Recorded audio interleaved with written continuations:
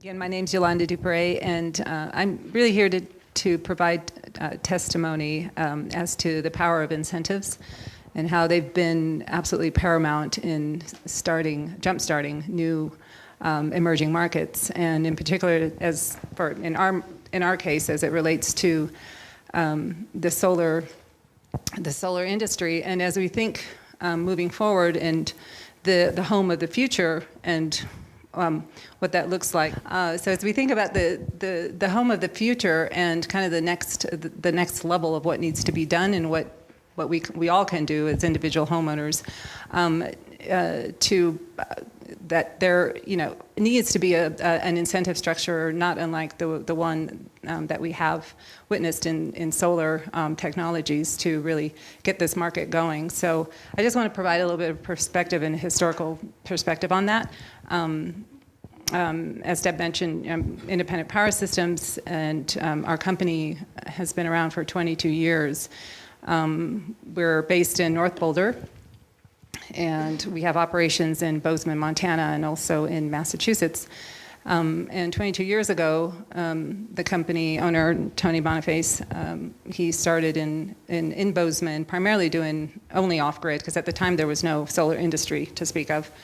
There was no incentives, there was no grid tied, that all these concepts were not even on people's psyche. It was everything was off-grid, using solar and at the time lead-acid batteries as a primary storage component to store literally for a rainy day. So when Amendment 37, that was late 2004, Amendment 37 was voted in, and that was the launching pad for the solar industry, and and there was two major outcomes of that piece of legislation that really helped jumpstart solar.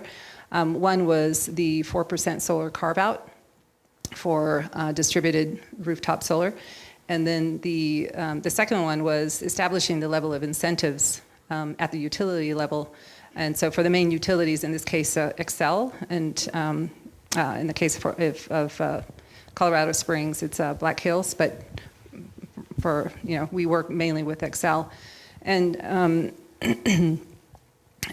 so that was again the launching pad for the industry. At the time, the rebates that were being offered to homeowners was, and now I'm just only going to talk mainly about residential, not commercial or utility scale solar, so just for framing.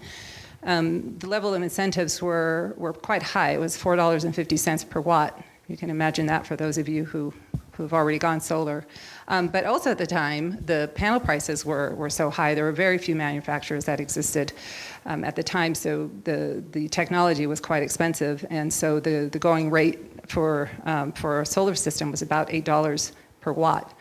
So the net investment was about $3.50. To the owner, so you can see how incentives and an incentivized market really help to garner interest. But at the time, it was also really relegated to the early adopters because there were no financing mechanism in place either to help kind of bring it into the mainstream. So now fast forward 12 to 15 years later, the incentives have come down quite significantly. But so have panel prices. So the point is that incentives have really, it created an enormous amount of momentum. There's a ton of lots of manufacturing companies, and then all of the downstream services that come from it, all the distribution warehouses, all the servicing electrical houses, and these are all at the local level providing parts and pieces to service solar systems. All the financing mechanisms that came into place. So there was really a lot of momentum that happened and a lot of creation in really a short period of time. So now, with incentives being next to nothing, as I mentioned, it's roughly the same cost to the individual to go solar. So what does that mean in terms of overall solar penetration? So to date, there's about 67 gigawatts of solar across the United States. of solar generation, and that's enough to power roughly 12 million homes. And keeping in mind that that's total solar generation, so it's not just residential, but it also includes commercial and utility scale. So arguably that number is a lot less for just rooftop solar. So then I was also curious, I said, well, what is our total capacity for rooftop solar, for residential rooftop? And so interestingly, NREL recently came out with a concluded three-year study where they did just that. They went across the US using LiDAR technology, assessing all of the rooftops out there, and they concluded that there was about 1.1 terawatt, which is 1,000 gigawatts of solar capacity, which represents roughly about 67 million homes. So when you think about how far we've come in the last 15 years, something less than 12 million homes, and now there's 67 of total capacity. I mean, there's still a long ways, for there to go. So the continuance of incentives, I think, the incentives simply need to remain, and if not, just improve if we're going to adopt these newer technologies at a faster, quicker, faster rate. So now, solar's kind of taken off. The next level of adoption has been now a full circle with battery technology, using newer chemistries such as lithium-ion. So that's just started within the past 3 years, and there's been a lot of incentivization around now battery technologies, and it varies in different states. So for example, in Massachusetts, that's probably one of the more progressive states where they're being really proactive in incentivizing it. So here in Colorado with Excel, we're all familiar with the Solar Rewards Program and the incentives that come from that for solar. Well, in Massachusetts, their program is a SMART program. It's called SMART program, and it incentivizes not only solar, but also there's an adder for batteries. But they do it in one complete package. So that's what's really cool about that, is that it's really incentivizing people to consider battery storage and solar at the same time, and it's wrapping it all into one incentive package, not only at the utility level, but also at the federal level, which is the ITC 30% tax credit, off of your liability. So that's really important, and we're seeing a lot of momentum, and not only are batteries beneficial to the consumer, but now utilities are starting to step into the game, and they're really starting to see the value of stored energy on a distributed level, because as it relates to natural gas, there's all these peak surges that they're having to respond to. They're having to use their peaker plants, which are fueled by natural gas. So battery storage at a distributed level is where they're now coming up with more incentives on top of the SMART program incentives to allow to have consumers allow them to tap into their storage. So at times when peak demand is really high, they can have it dispatched to offset that demand on their end. So that's good, insofar as it relates to natural gas. So this is kind of the momentum that we're seeing with solar now plus battery. So the next level, as far as then, again, keeping in mind what is the home of the future. Now we're saying, okay, well, it's great how far we've come along with solar plus batteries, but now there still remains the old natural gas, and what are we going to do about that? And that's a really good, that's a really good question, and a good, problem to tackle. But incentives are absolutely fundamental to that. And what little research I've done, because I'm not in that industry of fuel switching. Thank you. Is I was interested in just knowing, well, what is the incremental cost to having a zero energy home? And Rocky Mountain Institute recently did a study, and it's right up here on the board, where the incremental cost of just starting out, of new development for zero energy ready homes is really incremental. So with the level of incentives, if there is a push, we can at least incentivize developers to start moving in that direction. Well, what about existing?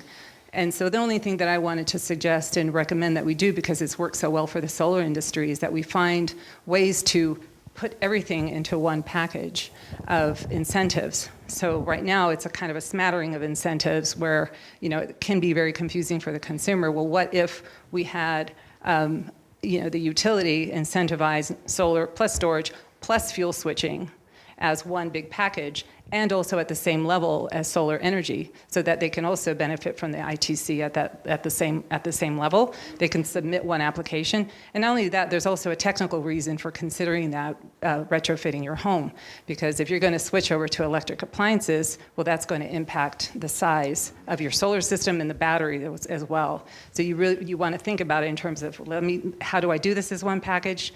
And how does it get incentivized as one package as well? So that's kind of what I just wanted to offer as a perspective on what we've done in the solar and what's worked for us. So anyways, yeah.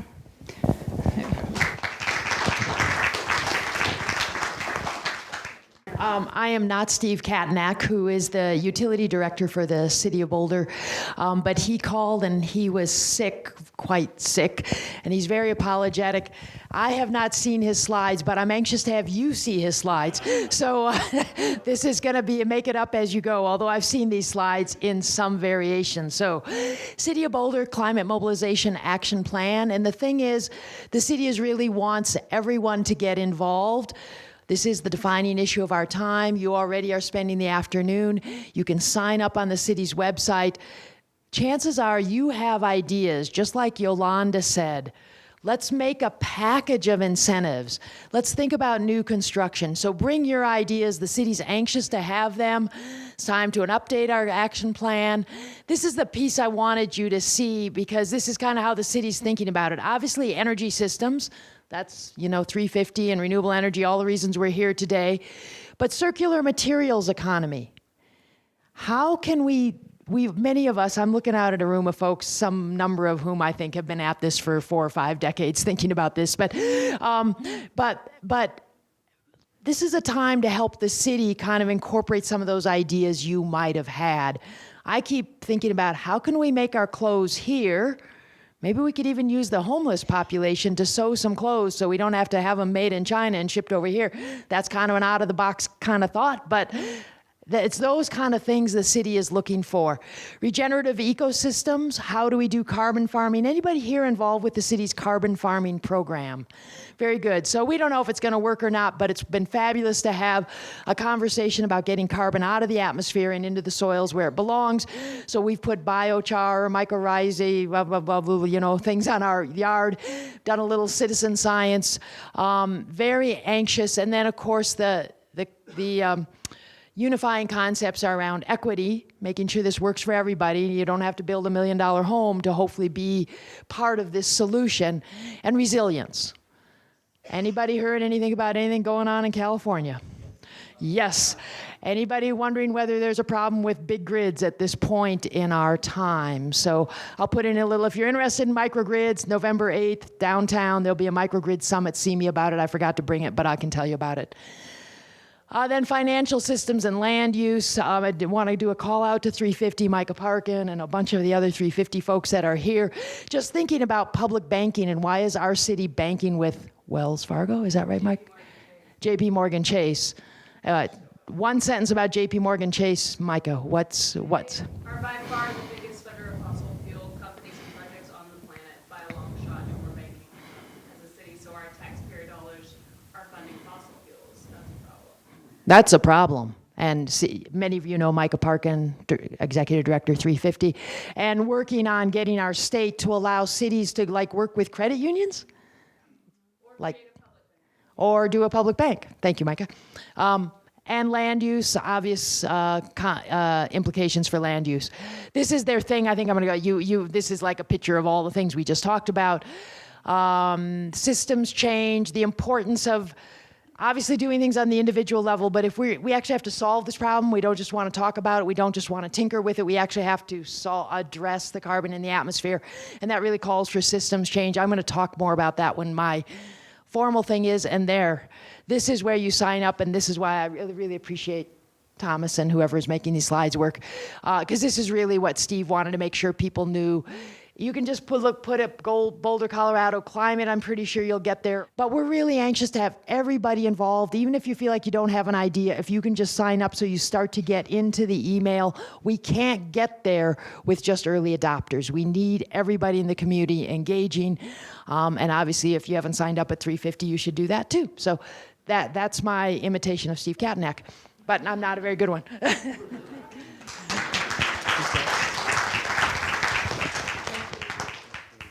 My name is Leslie Glustrom. I'm one of the co-founders of Clean Energy Action, huge supporter of 350 in every way that I can. It's just been amazing what they've done. I also want to call out Leslie Weiss, who's back in the corner here. Just raise your hand, Leslie, doing amazing legal work on the behalf of the fracking movement. If you raise your hand so people know where you are, thank you. And then there's a whole lot of other 350 folks here, so just really. And I'm with Clean Energy Action, and we work on accelerating the transition to the post-fossil fuel world. We were started in 2005 when a lot of the big environmental groups in Colorado signed on to the big Comanche 3 coal plant in Pueblo, and we said, please, we don't think that's the right solution at this stage for anybody, and certainly not for Colorado. So we continue on in all of that. And I don't know if you can see this slide. I'm sad that I even had to put the title on it. It's just, it's an incredible combination of solar and pollinators. And I just really hope that you can carry this image and this confidence forward. We have an abundance of low carbon solutions. They are absolutely there. They're ready to go, and they're cost effective. But they're not going to get implemented unless we insist on it. And so that's the systemic change. We're going to talk a little bit about that. And I'm looking at a lot of people that have been doing a lot of insisting over the years. Both Susan Secord, Chris Hoffman has been at it forever. My eyes aren't good enough to see. Kirk Cunningham is here. People have been doing this work forever. Puneet Pasrich. But please keep doing it. And if you haven't done it, I'm going to give you an opportunity to do it pretty soon. So this is a graph. And the important thing about this graph, this is a graph of the wind, solar, and storage bids that were received by Xcel at the end of 2017. You don't really need to be able to read it. I'm going to explain it. The main thing you need to see are the red boxes represent about the amount of wind and solar that Xcel is implementing. This is fabulously good news. I think I've read at least 50 newspaper articles in the last 6 weeks about what a great job Xcel is doing. And they are. And what I used to say is they were doing C- work in a class of D and F students. And now I say they're doing C work in a class of D and F students. And I'm really grateful that they're doing that C work because they're leading the way for the entire U.S. utility industry. And when we push on Xcel, we are pushing on the entire U.S. utility industry. I've read article after article after article that says, in so many words, Xcel's doing it, so we're going to do it. We're going to do it in northern Indiana. We're going to do it in Arkansas. We're going to do it in Georgia. We're going to do it in Utah. We're going to do it in New Mexico. The work we do, and frankly, a lot of it comes out of Boulder and Boulder County. And then now we're spreading all around Colorado. We are moving the entire U.S. utility industry, and you might notice that they're not being moved by the federal government. So it's critical that we continue to do this incredible work. If I had better vision, I'd call out more of the people that have been contributing for so long. The other thing to notice on this, if you can see the colors, I might not get it. The purple ones all have storage. The first bar is wind with storage. There we go, wind with storage. This is solar with storage. Wind and solar with storage, just storage by itself. Storage is obviously key because the sun doesn't always shine and the wind doesn't always blow and that sort of thing. The green are just the wind. This is just solar by itself. And I think now I've explained it all. This is the wind Xcel. It's a little bit different. The final number's a little different, but I didn't feel like regraphing it. This is the solar they took. And so that's fabulous. This is almost 2,000 megawatts of wind and solar. That's great news. You can see that they left over 90% of the wind, solar, and storage bids on the table. Given what we know is going on with climate, because you're all here, I assume, because you have some sense of what's going on with climate, it is way beyond unconscionable to leave 90% of these projects. They're ready to go. They could be mostly built by now. but we haven't insisted strongly enough. So I want to move to natural gas. I did this graph quickly the other night from EIA data. This is natural gas usage in Colorado. You can see residential. Residential is the highest, but what's going on here? Ask Micah whether it makes sense to move from coal to natural gas from a climate point of view. Ask most of you know that it makes no sense. It's not really moving us forward. So why are we seeing this big uptick? Well, because XL is going off of coal, thank goodness, but they're adding more natural gas. That's not okay. Then industrial and commercial natural gas. I'll be honest, I was thrilled to see this because I remember when Governor Hickenlooper said, well, what we're going to do is turn all our vehicles into natural gas vehicles. And thank goodness it didn't work.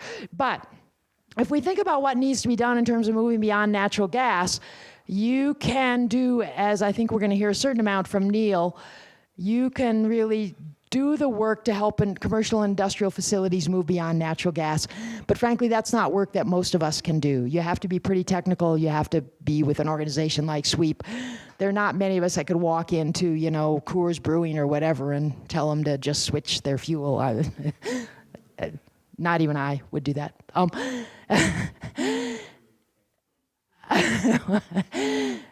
Residential, we're going to hear some great stuff about that this afternoon. We have a solar thermal on our house. It's very important to do everything you can in your personal home and with you can.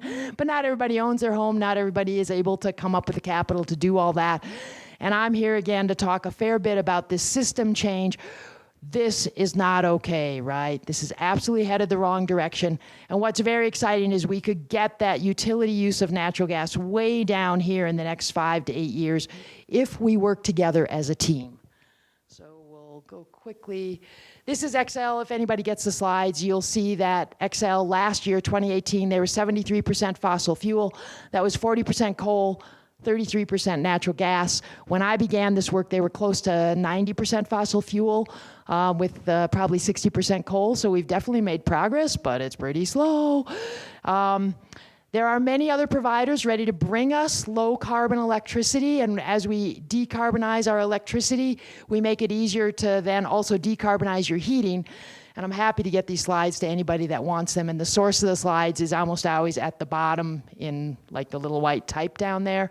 When the City of Boulder did a request for indicative proposals, we found that there was, the details I am not clear on because they're confidential, but at least one provider was ready to bring us 89% renewable energy by 2024, and we would save about $40 million a year.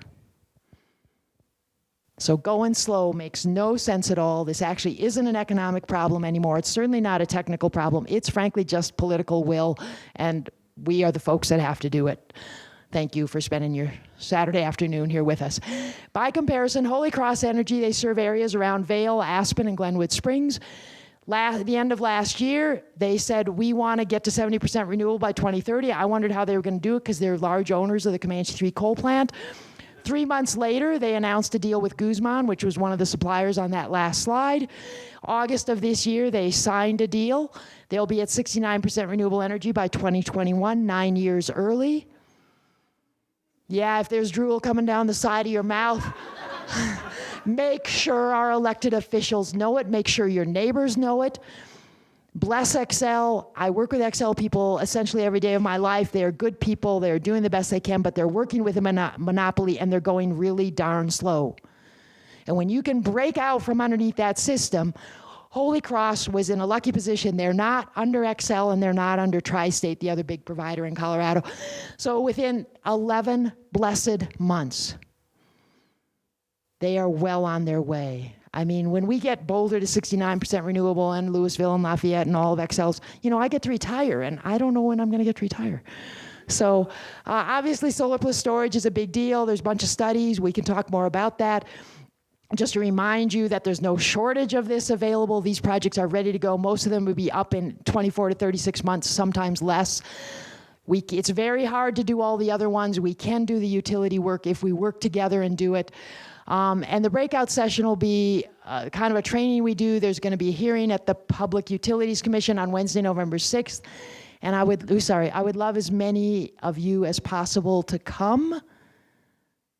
because the more of you that are there insisting that we stop burning natural gas, which means we're producing natural gas, which means all the things you understand about what happens when we produce natural gas.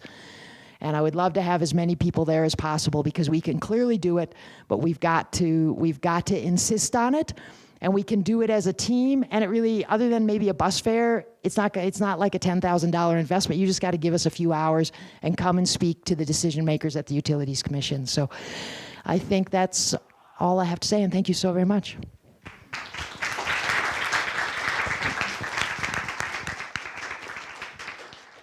I am in the health profession, or was in the health profession. Now I'm in the climate change profession. And you know, I'm going to say just a few remarks about why we're all here. I mean, climate change is an emergency. From growing bark beetle infestation to plantation forests to overwhelming hotter, drier weather, fueling catastrophic fires, and then there's Lyme disease and dengue fever and other insect-borne diseases that are increasing, and loss of crops from drier, hotter weather, and also loss from floods here in the United States. And so when I think about one of the worst things that I can imagine that people in this country seem to be so worried about, and that's immigration. So what is going to happen when we have average temperature here in Denver in the summer of 96 degrees? What's it going to be in Texas or Mexico or Arizona when their tarmac is melting? They're going to come here, and they're going to come to Oregon, where I now live. So immigration is a huge displacement because of lack of food in Syria. The UN Convention on to combat desertification estimates by 2050, in just 30 years, at least 1 billion people will move because of climate change.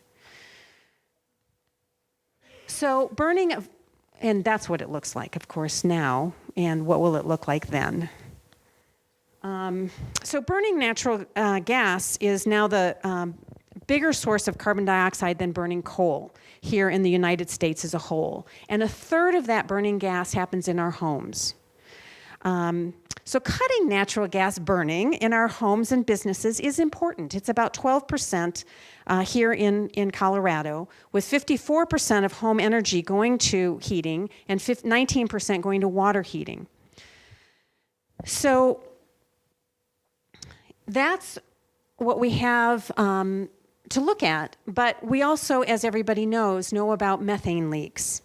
So just to quantify that, we have leakage from, of course, the wells with the initial flowback, from broken or leaking well casings, gathering lines, especially from compressor stations that we drive by all the time and people unfortunately live near, and, of course, potentially catastrophic storage facility leaks. Well, there's a recent study done in the Science magazine last year by Alvarez and others, who took the data, or did the data, and determined what all these leaks mean. And it's equivalent, if you use EPA measurements, of 69 million cars. It's just going up in the atmosphere. We're not even using the methane.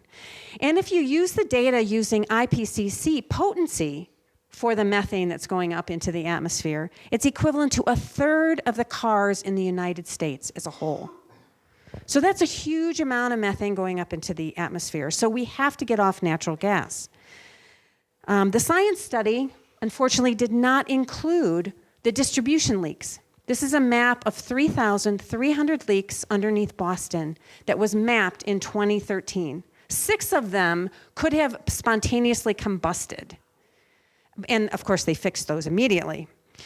It was 2 to 3 times greater than they expected. And of course, there's no maps for Denver. But we do know about events that occur. We can pull these off the internet, and potential evacuations because of gas leaking. So you guys know what your electricity source is, and you have the updated version from Leslie, which is more than my 2017 slide here. So, of course, we have to reduce our load. We have to do all the insulation and the LED lighting and leak sealing and energy efficiency appliances, passive solar gain and good windows and all that kind of stuff, because if we want to electrify our homes, we have to make sure that we're doing it with the least amount of electricity. And of course, you all know why we don't want to use natural gas, but from a health perspective, natural gas actually has air pollutants associated with it, right? Burning it, that is, not just leaking it. So when you burn on a gas stove in your home, you have 42% increase of asthma, both asthma cases, evidence of an asthma attack, but also actually causing asthma. The particulates are very significant as well, especially if the gas isn't adjusted properly. And that, of course, increases your risk of stroke and heart attack and other lung disease as well. And there's other pollutants. Carbon monoxide. Everyone has a carbon monoxide monitor if they have any gas or combustion in their home, which you wouldn't need if you didn't have gas in your home. There's about 430 cases of carbon monoxide deaths in the United States per year. And they don't quantify all the people who become ill because of it, or the low levels of that, along with the high levels, of carbon dioxide and particulates that come when you're cooking. They don't quantify it here in Colorado. I had a really hard time finding the data.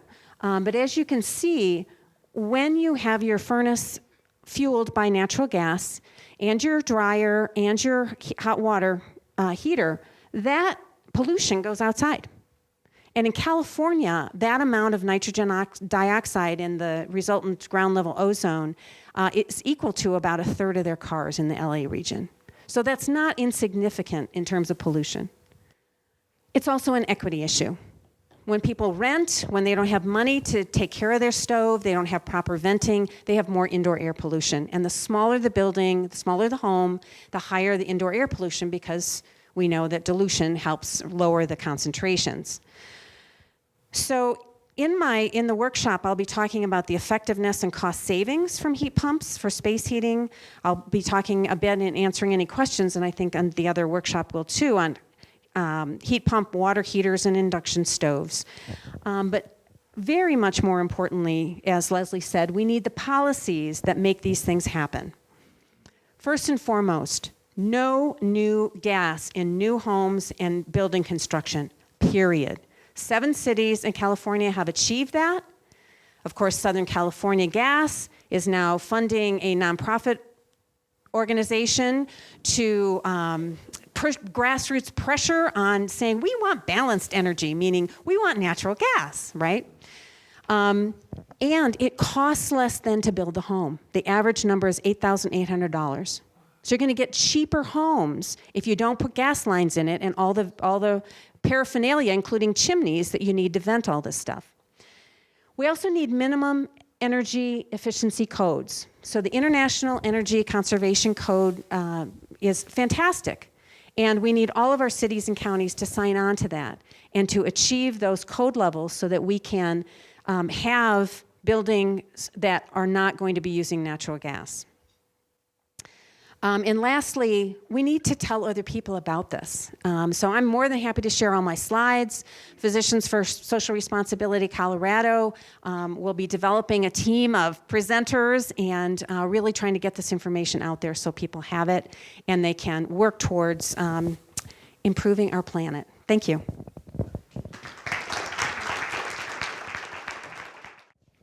All right, so again, I'm Kevin Cross, and I'm down from Fort Collins. I also work with the Colorado Coalition for Livable Climate, so I know a number of the organizers of this conference from that.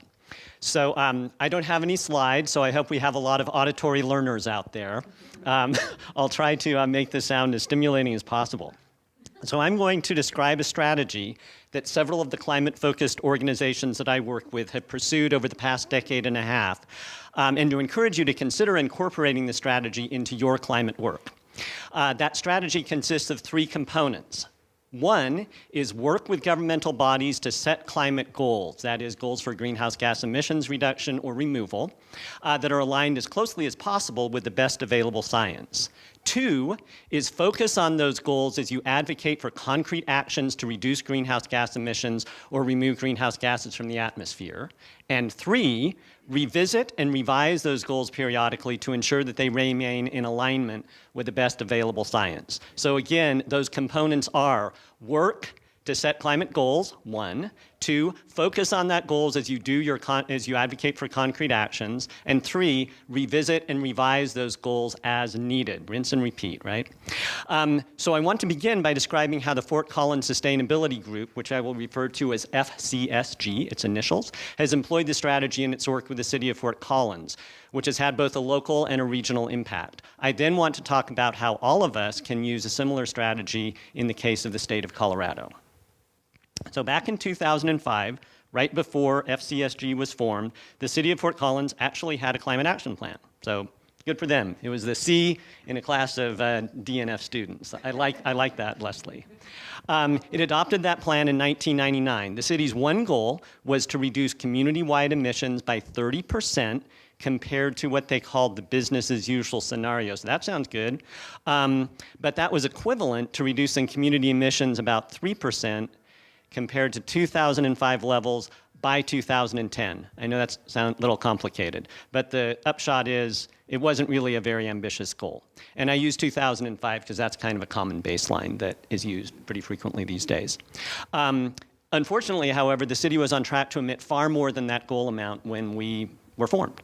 So our first major effort was to advocate for the formation of a climate task force to figure out how the city could get on track to achieve the one goal that it had actually adopted, and to set additional goals beyond 2010 that would be consistent, if adopted globally, with limiting the average global temperature rise to 2 degrees centigrade. Well, after 2 years of work, we achieved our first success. In 2007, the city established a climate task force to figure out how it could achieve the 2010 goal. And about 6 months later, the Climate Task Force had finished its recommendations for how that goal might be achieved by 2012. And yes, you'll note they moved the goalpost back a couple of years so that they might have a chance at success. The task force also recommended goals for 2020 and 2050 that, if adopted globally, would have been supportive of limiting global average temperature rise to 2 degrees C above the pre-industrial average. The city adopted those goals formally in 2008 via a council resolution. So far, so good. Between 2008 and 2012, the FCSG focused on advocating for city policies and programs that the Climate Task Force had recommended. It would not have been enough for us just to be content with the city having set the goals. That's because, and I'm going to state the obvious, during budget time, there are always competing demands for dollars, and it's easy for city officials to forget about recommendations made by a task force. Key policies and programs put in place between 2008 and 2012 included enhanced utility incentives, as Yolanda was discussing, for making energy improvements to existing buildings, incentives for installing residential and commercial solar, a tiered residential electric rate to promote conservation and efficiency, and a pay-as-you-throw policy to discourage disposing paper, cardboard, and other recyclables in the landfill. The methane generated, incidentally, by decomposing wood products is counted as part of our greenhouse gas inventory. So in 2012, Fort Collins, as a community, met the emissions reduction goal that had originally been set in 1999. So success number 2. What I've described so far illustrates the first 2 components of the strategy I'm presenting. Setting goals, which was done in 1999 without any input from us, and in 2008 by the Climate Task Force and City Council with our input, and then using those goals to advocate for concrete actions. In the period 2013 to 2015, we focused on the third component of the strategy, which was to revisit and ultimately revise the city's goals to bring them into better alignment with the best available science. So we were never very enthusiastic about the goal the city had set for 2050, which was 80% greenhouse gas emissions reductions compared to 2005 levels. We felt that that was too far away for middle-aged people who were on city council to really have much motivation to try to achieve. Additionally, we felt that Fort Collins should be doing more than what would be required at a global level to prevent the global average temperature from rising by more than 2 degrees C. We're, pretty privileged community in Fort Collins as well as most of Colorado, right? And as time went by, climate scientists began raising serious concerns about the 2 degrees C target itself. Now, of course, the best available science tells us that we should do everything we can to avoid exceeding a 1.5 degrees C global average temperature rise. So, shortly after the city had adopted its new goals in 2008, we began thinking about and advocating for moving the 80% greenhouse gas emissions reduction goal up to 2030 instead of 2050. Between 2013 and 2015, the city engaged in an intensive effort to revise its climate action plan to determine how 80% emissions reduction could be achieved by 2030, and changing the 2050 goal to net zero emissions. We played a very active role in that process. In 2015, City Council adopted those 2 new goals. By the way, it was a 7-0 vote, and there were 3 Republicans on council. Of particular relevance to the topic of today's summit is the fact that in order to get to 80% overall greenhouse gas emissions reductions by 2030, the city of Fort Collins determined that it would need to get 80% of its electricity from renewable resources by that year, by 2030. Our local generating utility, the Platte River Power Authority, which I'll refer to as PRPA, did some modeling as part of the Climate Action Plan revision to show how they might be able to support the city in achieving its goal. However, PRPA made it very clear after the city had adopted its new goals that they had not actually made a commitment to that 80% renewables target. Utilities people are always very conservative, aren't they, Leslie? So this is why the FCSG began exploring with community groups and the other 3 municipalities served by the PRPA how we could get our generating utility to make a real commitment to at least 80% renewables by 2030. This effort coincided with the Sierra Club's campaign to get cities to commit to 100% renewable electricity by 2030. To make a very long story short, we succeeded late last year in conjunction with organizations based in Longmont, Loveland, and Estes Park, plus the Sierra Club and Environment Colorado, in getting the PRPA to set a 100% non-carbon goal by 2030. Non-carbon means they can use hydroelectricity. That followed the adoption of that goal by each of the PRPA owner communities late last year. So that's an important regional impact traceable in large part to the adoption of Fort Collins' 80% greenhouse gas emissions reduction goal by 2030, set in 2015. As the FCSG has done in the case of Fort Collins, Northern Colorado Partners for Clean Energy, that's this coalition of these groups in the 4 different communities, Sierra Club and Environment Colorado, is staying closely. Does that mean I need to stop soon? Okay. So we are staying close with PRPA policymaking. Our current efforts are focused primarily on the development of the PRPA's integrated resource plan for the period 2020 through 2025. Again, I believe it's critical to advocate for the policies needed to actually achieve the goals after those goals have been adopted. So finally, I'm going to turn my attention to state-level climate action.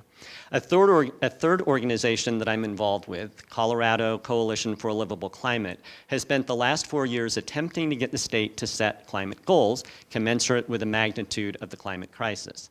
Last year, the state legislature, partly as a result of our advocacy work, finally adopted 3 climate goals, which are 26% greenhouse gas emissions reductions by 2025, 50% emissions reduction by 2030, 90% emissions reductions by 2050, all compared to 2005. So while we don't think those goals are quite commensurate with the magnitude of the crisis, they are definitely a step in the right direction.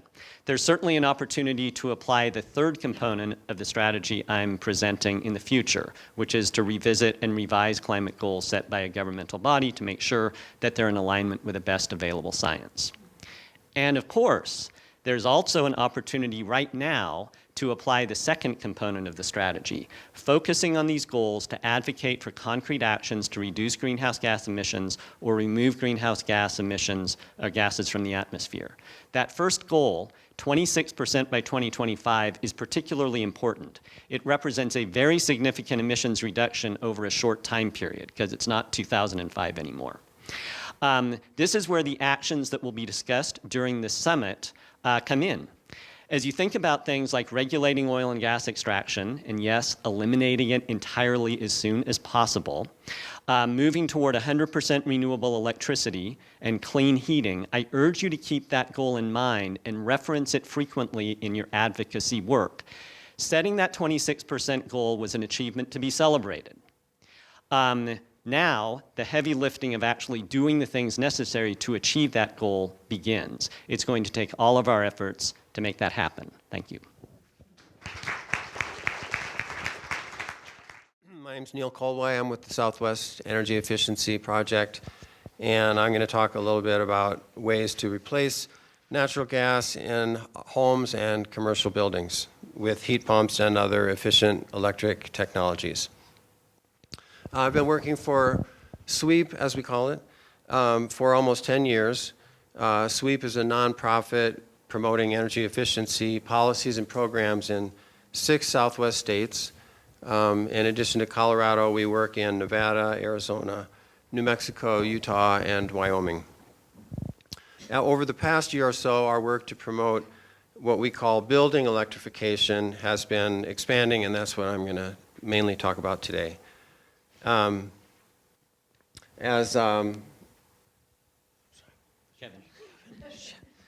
Kevin was just saying, we did pass a couple of significant pieces of legislation last year, and the 50% reduction goal by 2030 and 90% reduction by 2050 are pretty ambitious goals.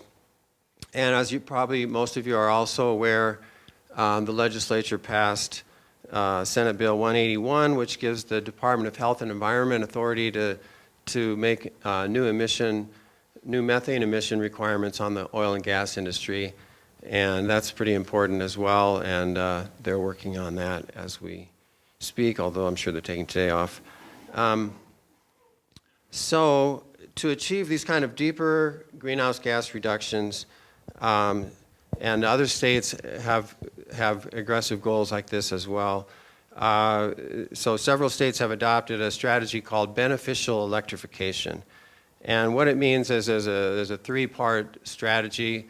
First, you do as much energy efficiency as possible, because that's usually or almost always the most cost-effective way to reduce emissions and reduce energy consumption. Then secondly, you decarbonize the electric grid as much as possible. And then as you do that, then the third prong is to switch non-essential fuel uses to electricity as much as you can. So in terms of buildings, as Catherine said, fossil fuel use in commercial and residential buildings in Colorado accounts for about 11 or 12% of our greenhouse gas emissions. So it's not maybe as high as you'd think it is. The main ones, of course, are electricity sector, about 35%, transportation, about 35%, and industry, about 19%. Sorry, I don't have a nice pie chart. So anyway, for the commercial and residential buildings, most of the fossil fuel use, as you heard, is for space heating and water heating. And as Catherine mentioned, of course, first you want to start with better insulation, sealing the doors, better windows, etc., so that you reduce the amount of heat that you need. But then heat pumps work very well. And in the last 5 years or so, the performance and cost effectiveness of heat pumps has improved significantly. And the better products available today work very well in Denver or Boulder, and you can heat your house with a heat pump without a backup furnace, although many contractors don't realize that, so we need more education and training of the contractors. Heat pump water heaters also work very well and are very efficient. SWEEP did a study last year, which you can download from our website, swenergy.org, and it's easy to find. And if you're interested or if you have trouble sleeping at night, this could be helpful. we found that in Colorado, heat pumps and heat pump water heaters do reduce greenhouse gas emissions significantly compared to their gas counterparts, furnaces or gas water heaters. And partly this is because they are very efficient, and also partly because, especially in Colorado, especially in the case of Xcel, with their goal to reduce their greenhouse gas emissions 80% by 2030, the grid will be getting significantly cleaner over the next 10 years or so. And therefore, the more cleaner the grid is, then the more it makes sense to use these electric technologies. In our study, we also looked at cost effectiveness, and I just want to mention a few things that we found there. So first of all, for new homes, again, as Catherine sort of mentioned, heat pumps are cost effective, and partly that's because if you use mini splits, you eliminate the need for ducts, which is a significant cost. And also, if it's an all-electric new home, then you eliminate the cost of the gas connection, which is a significant cost. So new homes make a lot of sense. And also, just building on what Catherine said, actually it's up to 12 cities in California now have banned electricity, or excuse me, banned natural gas use in new buildings. For some of those cities like Berkeley, it's both residential and commercial buildings, and for some of them it's residential only or some higher requirements for commercial, but not totally all electric. So anyway, that's the new homes. Heat pump water heaters are close. We looked at like the life cycle costs, and basically for the customer to break even, you do need an incentive of like $800 or so. Boulder has good incentives. Xcel offers a modest incentive. And then retrofits of heat pumps in existing homes are more challenging. And so the most practical scenarios are, if in terms of cost effectiveness, if you have a central air conditioner system and you need to replace that, at the time of doing that replacement, you can choose a heat pump instead, and it's only an incremental cost difference of $500 or $1,000. And if there's a utility that, or a local government that offers an incentive, then that will help. And secondly, if you have a propane heating system, at the time you're going to replace your propane heating system, definitely consider going to a heat pump. Propane is more expensive than gas, so that's why I mentioned that one. So practical steps for homeowners here, that yes, if you're building a new addition or a new home, definitely go with a mini split heat pump system, heat pump water heaters. If you're replacing a water heater, definitely choose a heat pump water heater and take advantage of whatever incentives are available. And like I said, if you are replacing a central air conditioning system or a propane heating system, then go for the heat pump and take advantage of whatever incentives are available. So now just a few words about a broader strategy. How are we going to get more of this to happen outside of like people in this room who do things like this on their own? SWEEP and other environmental advocates are supporting a bill for the next legislative session that would allow, as a start, the state's two investor-owned utilities, Xcel and Black Hills, to provide more incentives, education, and training to promote these kinds of applications. And the utilities would get cost recovery for the program and incentive costs, and some performance incentives if they meet their goals. And the overall goal of this policy is to begin to transform the market and gradually erode the amount of natural gas being consumed in our homes and commercial buildings, achieving health benefits, as Catherine mentioned, and greenhouse gas benefits. So I'm happy to discuss that if people are interested, but it's still in the developing stages, so can't say too many details yet. But so that's what I have to say. Thank you.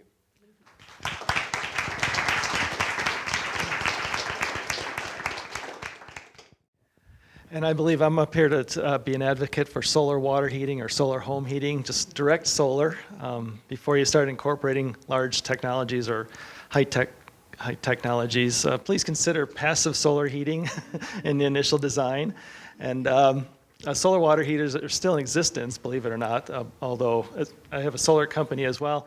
We've removed more solar heaters than we've installed over the 10 years or 12 years we've been around. A lot of it has to do with incentives, but again, you can see what happened in the photovoltaic industry is that when it's incentivized and it's also the electricity can be shared throughout the communities, there's a bigger, broader benefit, whereas solar heating is more of a location specific and thus individual choice. How many in the room have had or do have solar water heaters? Oh, wow, that's good. Are they old systems or fairly new? Can anyone share? Define. Newer, okay. How many old systems, like put in from the 80s, still operational? 90s? Okay, well, that's good. That was better than I was expecting. There's only a handful of solar companies that are actually working with the thermal side. And I myself, when I do solar heating, it's mostly for home heating specific and sometimes water heating. But I did want to show you, I don't have a long presentation, but I did want to mention that incentives are a big part of that. And ideally, if what's happened in our solar industry with the heating side is that the manufacturers haven't collaborated on standardization, and so there's a lot of ad hoc methods that you can assemble to make a system work, but there's no good uniform system like plug and play on photovoltaics, and that's why I think the industry itself has harmed itself by not standardizing throughout the industry. But here is, I don't know if you ever heard of Drake Landing. It's a district heating system in a town south of Calgary, Canada. It's 52 homes. Here's the website here he put up on the board, and it's been around for about 12 years. It's a great case study of 52 homes that are almost net zero heating-wise, all solar panels. And if I could have you click on that little blow-up, it'll show you a little layout, how it's done. They have underground piping, 800 solar collectors that are on garages, and then there's also 2 panels on each house for each individual water heater. And then inside of each house, there's a heat pump system that actually pulls additional heat out of the solar water that's circulated through all the homes. During the summer, all the heat is sent up to a borehole location, which is, I think, about 100 meters in diameter and 100 feet deep, where they heat the ground up throughout the summer, and then in the winter, they pull that heat out of the ground. And they said it was incredibly expensive when they did it, but they've figured out the economies of scale are between 200 and 300 homes, and that it could be affordable at that scale. And there's a lot of research done around that to show that it is possible, especially with now the cost of housing and that people new homeowners can't afford new homes that we're building in large blocks, that this would be something that could be beneficial in our area or throughout the country, since this is working in Canada itself. But that's mainly an introduction of that, and I think that concludes the panel part.